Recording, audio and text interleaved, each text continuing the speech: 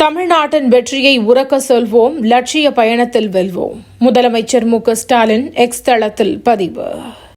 குடிநீரில் கழிவுநீர் கலந்த விவகாரம், 3 பேர் உயிரிழப்புக்கு திமுகவே பொறுப்பேற்க வேண்டும் என இபிஎஸ் விமர்சனம்.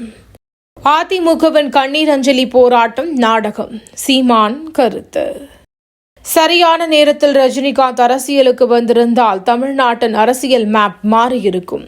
பாஜக நிர்வாகி குஷ்பு பேச்சு. ஆளுநர் போஸ்ட்மேன் என்றால் ராஜ்பவன் படிகளை ஏன் மிதித்தீர்கள்?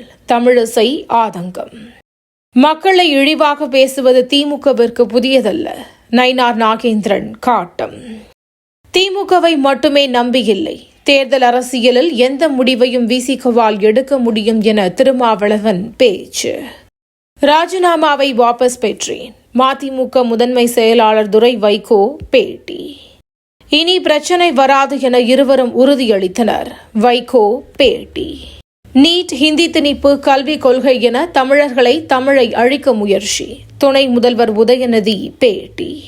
அரசு ஊழியர்கள் புத்தகங்கள் எழுதி வெளியிட அனுமதி தேவையில்லை, தமிழக அரசு அறிவிப்பு.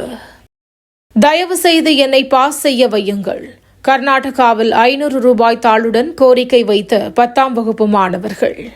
திருநங்கைகளை பெண்களாக கருத முடியாது, இங்கிலாந்து சுப்ரீம் கோர்ட் தீர்ப்புக்கு எதிராக போராட்டம். தமிழகத்தில் மிதமான மழைக்கு வாய்ப்பு, வானிலை மையம் தகவல்.